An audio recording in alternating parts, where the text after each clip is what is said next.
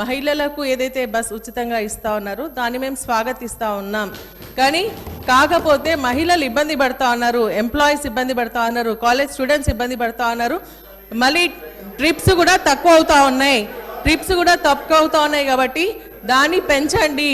మహిళలకు ఇంకా సౌకర్యంగా ఉండాలంటే బస్సుల శాతాన్ని పెంచాలని వాళ్ళు స్పష్టంగా చెప్పడం జరిగింది. ఇంకోటి అధ్యక్ష, ఆటో డ్రైవర్ల గురించి మాట్లాడుతున్నారు అధ్యక్ష. ఈరోజు ఆటో డ్రైవర్లు ఇబ్బంది పడుతున్నటువంటి విషయాన్ని సభ ద్వారా ఒక ప్రతిపక్ష నాయకులుగా వారు చెప్పడం జరుగుతోంది. ఒక నిమిషం అధ్యక్ష, చనిపోయినటువంటి ఆటో డ్రైవర్ భార్యలు కూడా ఇబ్బంది పడుతూ ఉన్నారు.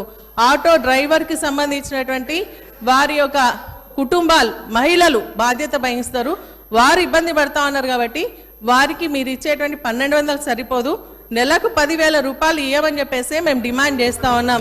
ఖచ్చితంగా ఇవ్వండి, ఆ కుటుంబాలను ఆదుకోండి. చనిపోయిన కుటుంబాలకు మరి 10,000 రూపాయలు 10 లక్షల రూపాయలు ఎక్స్గ్రేషన్ ఇవ్వాలని చెప్పేసి కూడా మేము డిమాండ్ చేస్తూ ఉన్నాం. మరి ఇంకొకటి ఏంటంటే, మీరు మహిళలుగా మా గురించి మాట్లాడుతూ ఉన్నారు, మేము అడుగుతా ఉన్నాం. మహిళకు మహాలక్ష్మి అని పథకం తీసుకుని రావడం జరిగింది, దాంట్లో 3 ఉన్నాయి. వారు స్పష్టంగా చెప్తా ఉన్నారు 2,500 రూపాయలు ఇస్తామన్నారు, అది కూడా ఇవ్వాలి.